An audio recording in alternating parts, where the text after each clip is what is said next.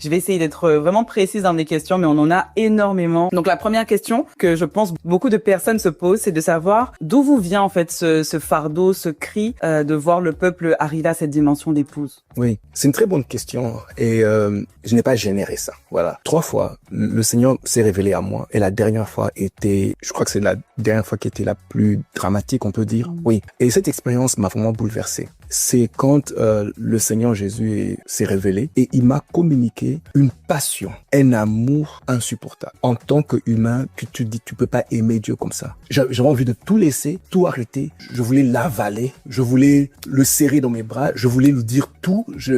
Plus rien ne comptait pour moi. J'étais ivre. Je savais pas qu'il y avait moyen d'aimer Dieu comme ça. Et ça, je savais que ça venait de lui. C'est comme un rayonnement. Il a dégagé quelque chose et ça m'a instantanément bouleversé. Et je voulais plus rien faire. Tout ce que je voulais, c'est lui. J'étais ivre, mes pensées étaient remplies de lui. Et il a arrêté. C'était comme une transmission qu'il a interrompue. Et ça s'est arrêté instantanément et ça séchait sur place. Il était toujours là.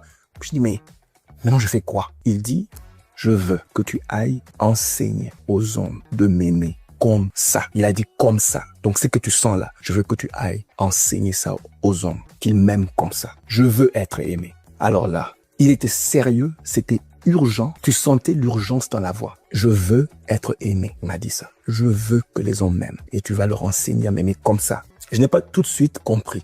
J'essayais de comprendre ce qui venait de m'arriver. Donc, j'ai pas tout de suite compris. Il fallait que j'aille déballer, voilà. Donc, ça m'a pris des années, en fait, de arriver à ce niveau ici. Mais, en bref, j'ai compris que tu ne peux pas aimer Dieu comme lui le veut. Parce que aimer Dieu, un homme ne peut pas faire ça. Mais, il y a une grâce qui existe. Que Dieu veut libérer. Et où, je dirais, est déjà en train de libérer dans notre génération. C'est une grâce.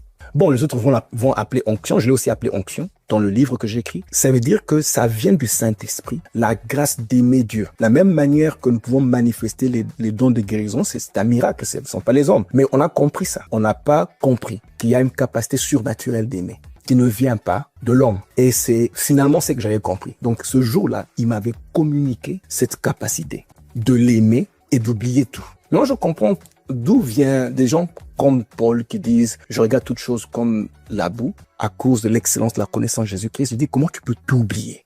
Tu arrives là comment ?» Je comprends qu'ils ont été connectés à cette grâce-là, d'arriver à ce niveau-là. Et cette grâce est là maintenant. Tous les amoureux, on y va, Rabbi!